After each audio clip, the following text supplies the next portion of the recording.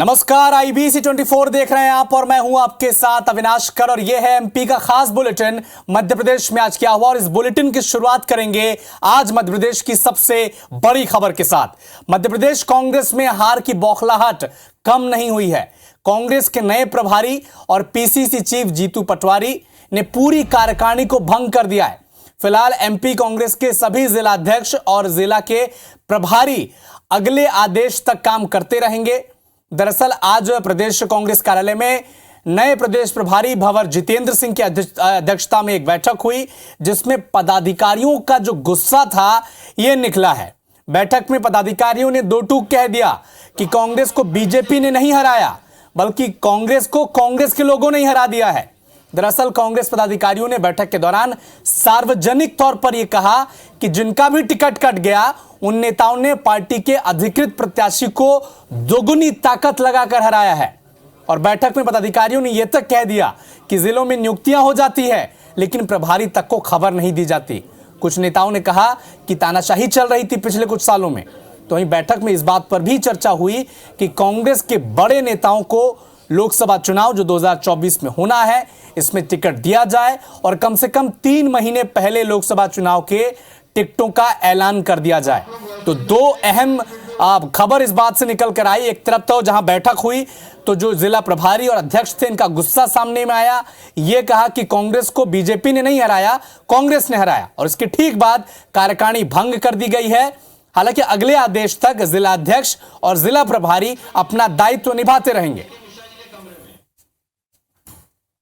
जिला कांग्रेस के अध्यक्ष प्रभारियों की जो हार के कारणों की समीक्षा और लोकसभा की तैयारियों को लेकर सुझाव, युवा हो, नया हो, सक्रिय हो, आपस में संवाद हो और माइक्रो लेवल पर हर तरीके का मैनेजमेंट हो, चाहे बूथ का हो या वर्कर का हो। हमने संकल्प लिया है, मैं नहीं हम से कांग्रेस चलेगी। बैठक हुई, बहुत सारे सुझाव आए हैं।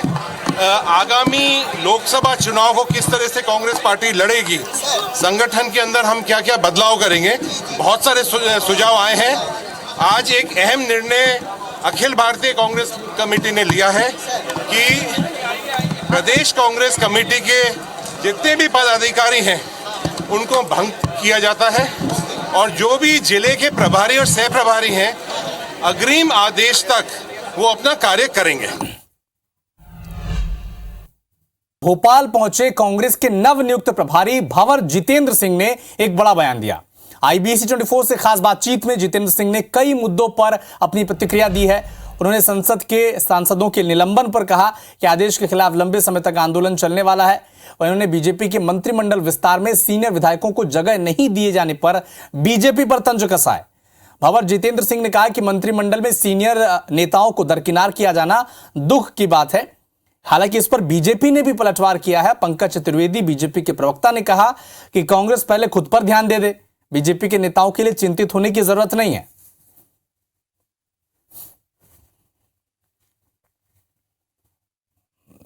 जितेंद्र सिंह पहुंचे हैं, उनसे ही बात करने का अपन प्रयास जो है वो कर लेते हैं। सर, लोकसभा से 142 सांसदों को निलंबित किया जाता है और कहीं ना कहीं आप लोग पूरे देश में धरना भी दिया आपने जी। अब इसको लेकर आगे की क्या रणनीति रहने वाली है? कि आगे पूरे देश के अंदर पूरा एजिटेशन चल रहा है और सिर्फ कांग्रेस पार्टी ही नहीं लेकिन सभी अपोजिशन पार्टी और आम जनता ने देखा है जिस तरह का हिटलर राज चल रहा है मोदी जी का, और जिस तरह का एक वातावरण बनाने है आज हमारा लोकतंत्र खतरे में है। तो इसका एक पूरा अभियान चलने वाला है आगे लंबे समय तक और हम उम्मीद करते हैं कि सद्बुद्धि आए सरकार को। गोपाल भार्गव जो है सीनियर MLA भी हैं, 9 बार के विधायक हैं, लेकिन वो अपनी दुख जो है वो भी व्यक्त कर रहे हैं सोशल मीडिया पर। अब देखिए वो उनका अंदरूनी मामला है, इसके ऊपर मैं तो क्या कमेंट कर सकता हूं। लेकिन जिस तरह से मैं पहले भी कह चुका हूं कि Bharatiya Janata party remote control की सरकार हरदम चाहती है जो दिल्ली से कंट्रोल में वो चलाए। बिल्कुल, देखिए दिल्ली से जो है ये सरकार अब चलने वाली है, ये कहना है कांग्रेस के नवनियुक्त प्रदेश प्रभारी जितेंद्र सिंह का। और साफ तौर पर जितेंद्र सिंह जो है वो अब आज राजधानी भोपाल पहुंचे हैं। पहला दौरा उनका राजधानी भोपाल का है और इस दौरे के दौरान संगठनात्मक बैठक जो है वो बैठक करेंगे। इसके साथ ही पदाधिकारियों से भी मुलाकात आज वो दिन भर करने वाले हैं। कैमरा पर्सन विनीत श्रीवास के साथ दुष्यंत पारासर, IBC 24 भोपाल। तो आपने सुना कांग्रेस के चल जाता है। यहाँ भारतीय जनता पार्टी में हर कार्यकर्ता के लिए काम और हर कार्य के लिए काम करता है, और जिस कार्यकर्ता को जो दायित्व दिया जाता है उसका निर्वहन करता है। सीनियरिटी यूनिटी जैसे विषय उस राजनीति में होते हैं जहाँ परिवारवाद छाया होता है, जैसा कांग्रेस। भोपाल स्थित मंत्रालय में डॉक्टर मोहन यादव कैबिनेट की पहली बैठक का आयोजन किया गया। मुख्यमंत्री मोहन यादव ने मंत्रियों को अपने अपने क्षेत्र में एक्टिव रहने, अलर्ट रहने को कहा है। लोकसभा चुनाव की तैयारी के हिसाब से काम करने के निर्देश भी दिए हैं। विकसित भारत संपर्क यात्रा के साथ ही केंद्र और राज्य सरकार की योजनाओं के प्रचार प्रसार के लिए सभी मंत्रियों को काम करने के लिए कहा गया है। मुख्यमंत्री ने क्षेत्र के अधिक से अधिक लोगों से मुलाकात करने, मेल मुलाकात करने के निर्देश भी दिए हैं। लोकसभा क्षेत्र और जिलावार प्रभार की जिम्मेदारी मंत्रियों को सौंपी गई है और बैठक में कई मंत्रियों ने जिलों की स्थिति के हिसाब से मुख्यमंत्री को सुझाव भी दिए हैं। कैबिनेट बैठक में मुख्यमंत्री के साथ मंत्रियों की जो बैठक थी, इसमें सरकार की प्राथमिकताओं के बारे में चर्चा की गई और बैठक में विभागों के बंटवारे पर भी बातचीत हुई है। परिचय बैठक थी। मंत्रियों को जो भी दायित्व दिए जाएंगे उस पर सबको पूरी मेहनत के साथ में काम करना है, और यही विषय था जिससे माननीय मुख्यमंत्री जी जिस तरीके के काम संभालने का ये सब आइडिया, हुनर जो होता है, उनको वो जिम्मेदारी विभागों की दी जाती है जो, और उनका स्वयं विवेक है कि किसको क्या जिम्मेदारी देंगे। और अब बात करेंगे एक बच्ची के साथ जो हैवानियत हुई है उसकी। बैतूल में एक चौथी कक्षा में पढ़ने वाली मासूम छात्रा को टीचर ने इसलिए पीट दिया, इसलिए प्रताड़ित किया क्योंकि उसे अंग्रेजी नहीं आती थी। उसके सिर के बाल तक उखाड़ दिए गए, जबरदस्त उसकी पिटाई कर दी गई। बैतूल के बोरदेही थाना इलाके के खेड़ली बाजार स्थित प्राथमिक स्कूल का यह मामला है। अंग्रेजी के अक्षर ठीक से नहीं पढ़ पाने के चलते टीचर पूर्णिमा साहू ने चौथी क्लास में पढ़ने वाली एक मासूम सी बच्ची को इतनी बेरहमी से पीटा, जमकर उसकी पिटाई की, उसके सिर के बाल तक उखाड़ दिए। परिवार वालों ने इस प्रताड़ना की शिकायत कलेक्टर से जन सुनवाई में की है। इसके बाद जिला शिक्षा केंद्र के परियोजना समन्वयक ने अब मामले की जांच के बाद कार्रवाई का आश्वासन दिया है।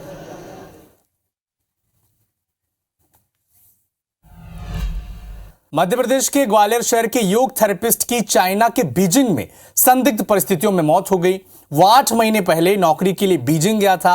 बीते बुधवार को उसके परिवार से उसने वीडियो कॉल में बातचीत भी की थी, लेकिन इसके बाद उसका फोन बंद आने लगा। परिवार वालों ने जब उसके अधिकारियों से संपर्क किया तो युवक के सुसाइड किए जाने की बात बताई गई। तब से लेकर अब तक परिजन शव पाने के लिए भारतीय दूतावास के संपर्क कर रहे हैं। हालांकि शव भारत आने में 1.5 महीने का वक्त लगेगा, ऐसा बताया जा रहा है।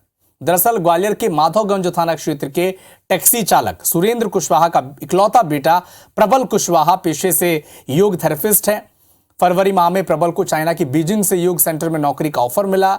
टर्निंग पॉइंट समझा उसने इस अपने करियर का इस ऑफर को और नौकरी के लिए चाइना चला गया था। लेकिन अब उसकी मौत की खबर के बाद पूरा परिवार सदमे में है। परिवार वालों ने पीएमओ केंद्रीय नागरिक उड्डयन मंत्री ज्योतिरादित्य सिंधिया और एमपी के मुख्यमंत्री मोहन यादव से शव को जल्द से जल्द भारत लाने की गुजारिश की है।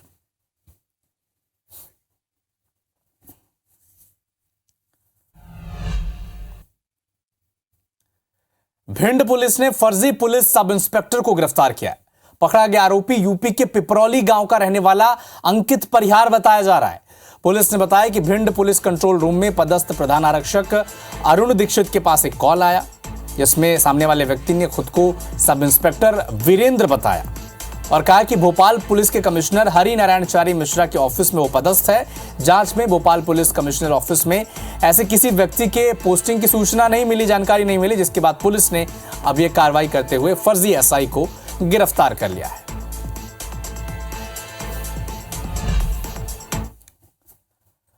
आगरमालवा में हुए गोवंश से क्रूरता के मामले में प्रशासन ने कार्रवाई की है और चारों आरोपियों के घरों पर बुलडोजर चला दिया है। मामले पर कल हिंदूवादी संगठनों ने चक्का जाम किया था।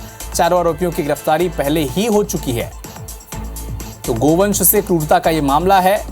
चारों आरोपियों की गिरफ्तारी हो चुकी है और अब बुलडोजर भी इनके घरों पर चला दिया गया है। आगरमालवा से एक बड़ा अपडेट आपको बता दें।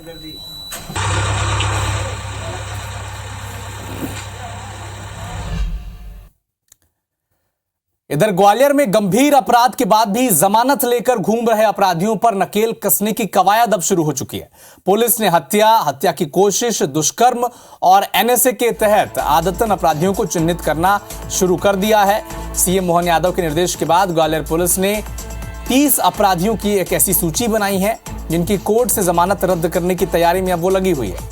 ग्वालियर चंबल संभाग के 8 जिलों की बात करें तो आंकड़ा इससे कहीं ज्यादा है।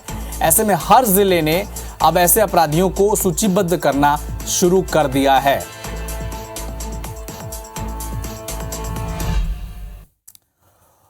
और अब बात एक भीषण सड़क हादसे की। गुना में ऐसा ही वाकया हुआ जहां पर कार पर एक बेकाबू ट्रक पलट गया। हादसे में 4 लोगों की मौत हो गई, 2 लोग गंभीर रूप से घायल हैं और घायलों को जिला अस्पताल में भर्ती करा दिया गया है। कैंट थाना क्षेत्र में यूपी ढाबा के पास यह हादसा हुआ है और इस हादसे पर मुख्यमंत्री ने भी शोक व्यक्त किया है। ट्वीट कर शोक व्यक्त किया है मोहन यादव ने। एक कार पर ट्रक पलट गया जिससे 2 लोग गंभीर रूप से घायल हैं, मृत्यु भी हो गई है। हालांकि घायलों का जिला अस्पताल में इलाज जारी है।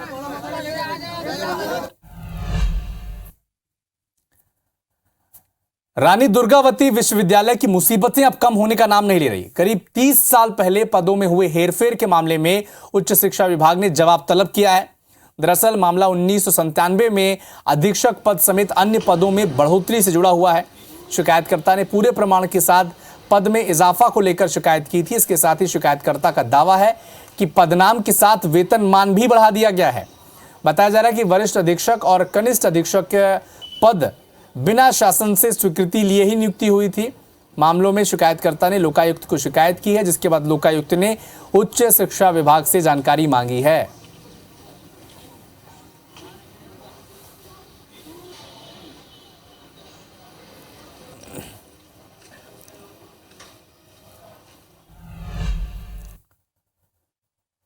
तो शाहजहांपुर से एक बड़ा अपडेट आपको बता दें। पाटीदार समाज का प्रदर्शन देखने को मिल रहा है। पाटीदार समाज के युवक की हत्या के मामले में अब प्रदर्शन किया जा रहा है। पाटीदार समाज ने एसपी ऑफिस का घेराव भी किया था।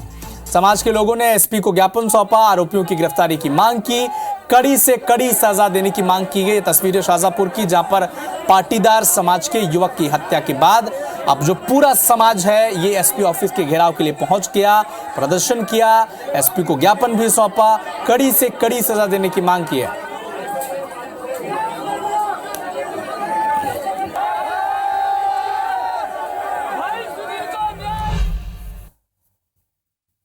सिंगरौली से एक बड़ी खबर आपको बता दें। जिले में भूकंप आया है। दोपहर 2:50 पर यहां पर भूकंप के झटके महसूस किए गए हैं, जिसकी तीव्रता 3.3 रेक्टर स्केल पर नापी गई है।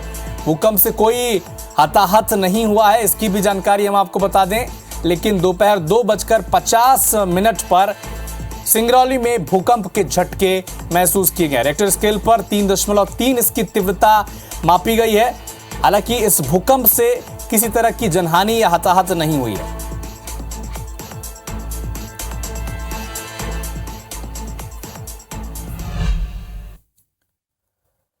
सुप्रीम कोर्ट के निर्देश पर दिल्ली और भोपाल से आर्कियोलॉजिकल सर्वे ऑफ इंडिया और जियोग्राफिकल सर्वे ऑफ इंडिया की 8 सदस्यीय संयुक्त टीम उज्जैन महाकाल मंदिर पहुंची।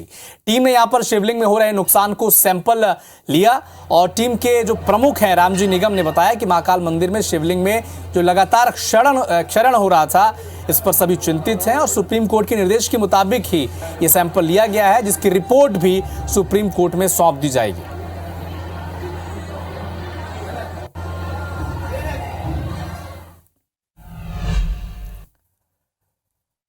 इंदौर के होलकर स्टेडियम में 14 जनवरी को इंटरनेशनल T20 मैच का आयोजन किया जाएगा।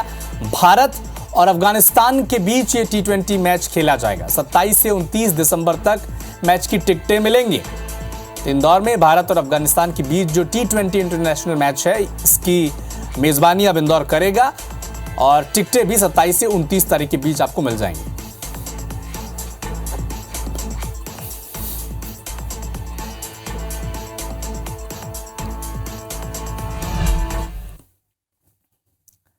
इंदौर के चिड़ियाघर में राष्ट्रीय स्तर का फिश एक्वेरियम बनाया जाना है। एक्वेरियम बनाने के लिए नगर निगम कंपनी की तलाश कर रही है और देश में पहली बार 22 करोड़ की लागत से 1.5 एकड़ में एक ऐसा फिश एक्वेरियम बनाया जाएगा जिसमें 100 से ज्यादा प्रजातियों की 1,500 से 2,000 मछलियां इसमें रखी जाएंगी। एक्वेरियम बनाने से पहले देश के चुनिंदा एक्सपर्ट इंतजाम को लेकर डिजाइन फाइनल करेंगे और जू के जो प्रभारी हैं उन्होंने बताया निगम बजट में फिश एक्वेरियम के लिए राशि भी मंजूर कर दी गई है। जल्द ही इसका निर्माण किया जाएगा। इससे पहले चिड़ियाघर में स्नैक हाउस और पक्षी विहार भी बनाया गया था जिसे दर्शक अच्छा खासा पसंद करते हैं और देखने के लिए आते हैं वहां पर। और अब जू में फिश एक्वेरियम बनाया जाएगा।